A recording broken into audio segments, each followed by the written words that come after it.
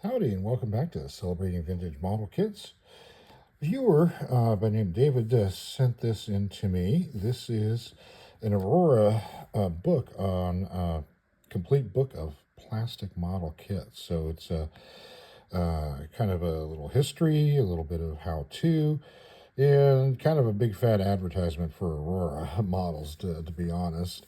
In fact, this cover here is the same artwork that was used on the 1960 Aurora catalog that was featured on the channel recently. So, this was 60 cents when it was first done.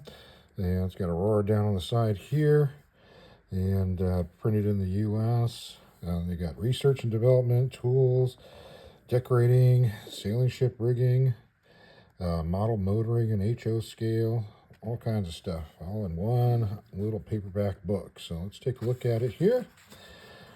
So we have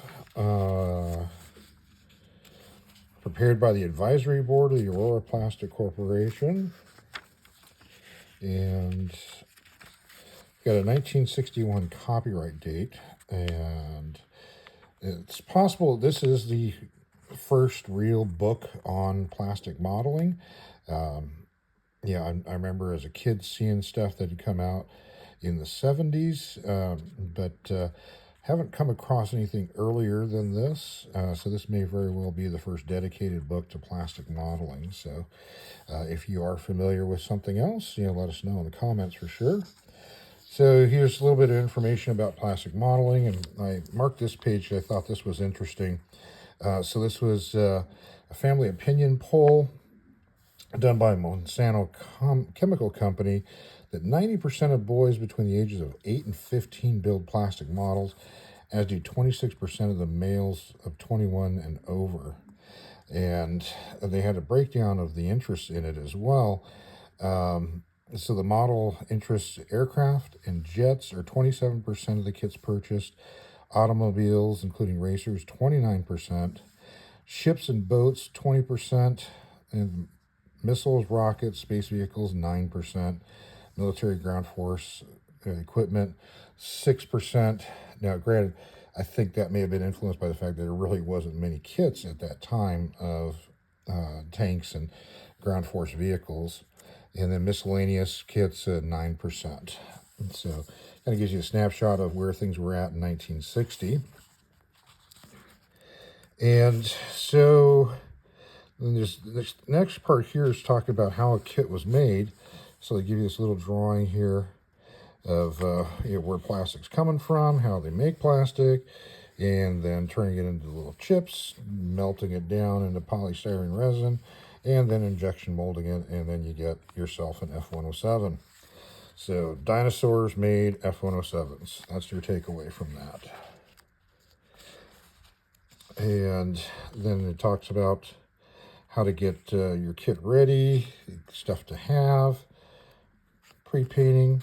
And of course, a lot of the drawings in here are of Aurora kits, of course. So you've got the Aurora P40 here, how to assemble,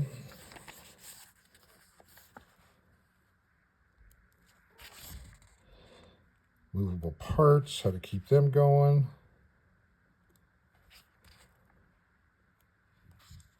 A lot of desirable Aurora kits being featured in here.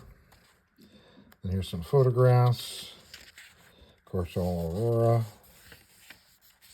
The cars, HO scale, the Texan, the SE5. And then they give you how to do a build on it. And of course, here they're using the Aurora P38 as the starting point, and then also their triplane, giving you step-by-step of how to assemble that. The Crusader, another great kit.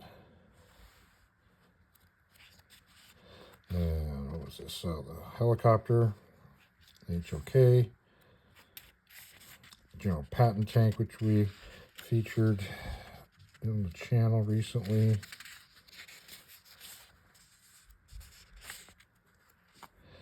ship rigging, Nautilus sub, then some more photographs. There's the Rebel Trooper, built cars, some box art, how to take some interesting photographs, things to do with your model. Like here's a couple of the Air Force pilots. Also was used for, the same kit was used for the Steve Canyon kit. There's a Canadian CF-105 arrow being used for an ashtray. Oh, you can take your Stalin tank and open up the back and put cigarettes in it. And that's another fun thing to do.